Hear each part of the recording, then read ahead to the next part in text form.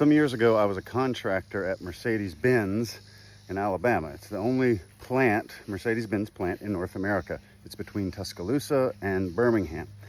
Now, I was on a cleaning crew that came in during a shutdown in order to clean out these incinerators. They had two big ones, or they still have them there, I suppose.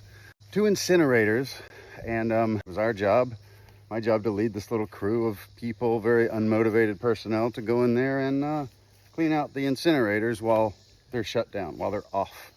So I went in there, we cleaned out the first one, and they're kind of shaped almost like a little potbelly stove, or a humongous potbelly stove. You can actually climb in and then, go up top, and there's multiple floors to it, and you got to climb up there with the wire brush. It was terrible. I was in there with them, though. I did every bit of the work, too. I wasn't too good for that. Well, we got done with the first one and went to the second one. When I opened the door on the second one, a blast of hot air hit me. And they were supposed to have been off for like 3 days or something. This one clearly had not. This had probably been used the night before. It was really hot. So I got on the radio. I said, engineering office, we can't clean out incinerator number 2. It's too hot in there.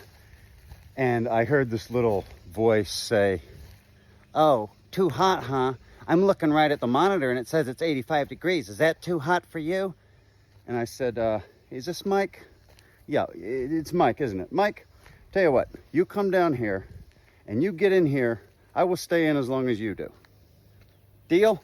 So old Mike shows up swaggering, this little runt of an engineer. He came swaggering up.